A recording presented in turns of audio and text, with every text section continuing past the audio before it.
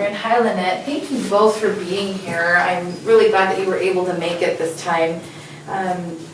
This is now our third session, and if okay with you, I'd like to go over what we discussed last week.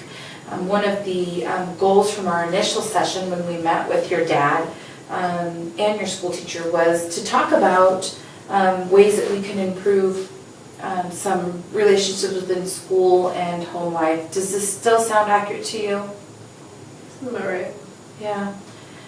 Would it be okay with you if we go over what's been going on last week at home and at school life? Can I talk a little bit about that? He just keeps yelling at me. I don't know what to say. I mean, there's not much to say about it. Is that Dad that keeps yelling? Is that? Yeah. Yeah. Okay. He keeps telling me to listen and that I'm like just doing whatever the heck I want, but he won't let me do anything with my friends. Like, I just want to go out and have fun like everybody else is doing it. I don't see why I can't. She doesn't understand that you gotta obey the rules before you can have all those privileges and expect to be treated like an adult. You gotta act like an adult. Yeah, but he has like 60 rules. Like, I mean, seriously, what am I supposed to do? Just sit in my room and do nothing? Like, I don't know. He doesn't listen. We just yell at each other all There are the time. certain rules though. There are rules and then there are laws. You can't be out breaking laws.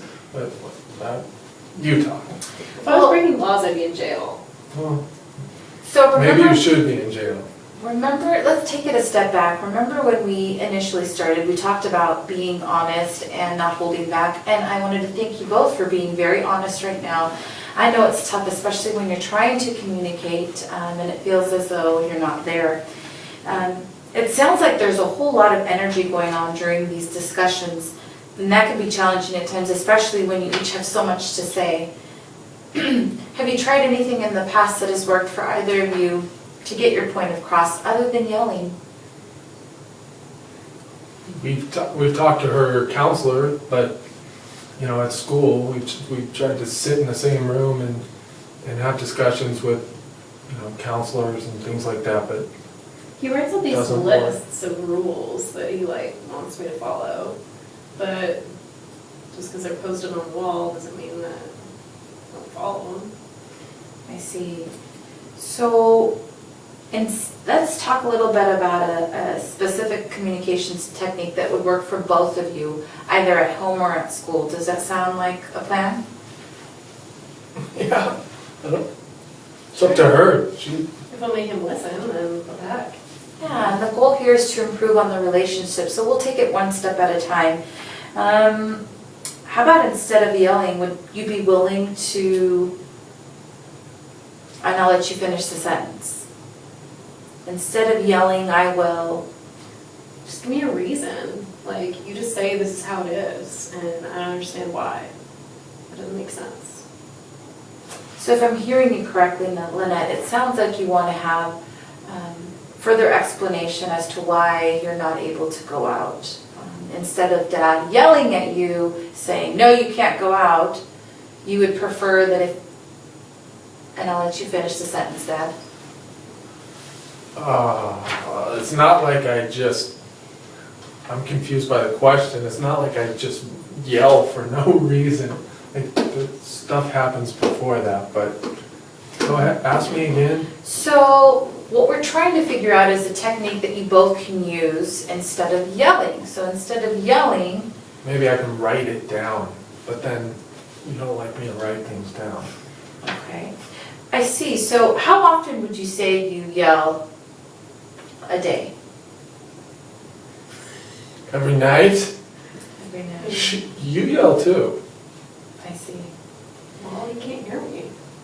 So this happens often. Every day. So why don't we start with baby steps? How about if something that would be attainable, such as instead of yelling, Thank you, I need to take that phone call real quick, but I wanted to get back to our communication style and yelling, and it sounds like there's a challenge there with our frequent yelling in the house. Lynette, I wanted to ask you what you think would be a way that would help decrease the yelling episodes throughout the day. I don't know, when I get mad, I just like wanna go for a walk or something, like, I just don't even wanna be around him. And he just keeps yelling, so it's like pointless, we might as well not even be around each other. I just wanna finish the conversation. Okay, this is good, this is good. So why don't we try a new technique for a week? Let's try this at least, let's give it a round for at least 3 times over the next week until our next session. Lynette, it sounds like when you get upset and you're on the verge of yelling or becoming upset, it's just best for you to walk away. And it sounds like Dad really wants to finish the conversation, and it sounds like these are both important pieces for you guys to communicate. Why don't we do this? If this is something that you think that you could follow, why don't you think about the moment of the heated conversation of stepping out and calling a timeout and telling Dad, I'm getting upset, I'm gonna start yelling, I'm gonna walk away. But it's also important for your dad to finish the conversation. Do you think that on the verge of that tipping point, could you walk away for, I don't know, 5 minutes, maybe even 10, and then come back and allow your dad the opportunity, and you the opportunity as well, to finish the conversation? Does that sound like that's something that you can do at least 3 times next week? As long as he doesn't yell when I come back. Okay, Dad, is that something that you could agree upon? Yeah, I can try. At least 3 times Mhm. next week? Okay. So not all the time, and remember, it's little steps like this that'll help us move forward in our communication styles. So that'll be our homework, and next week we'll do a check-in as well to see how we do. All right. Okay, thank you.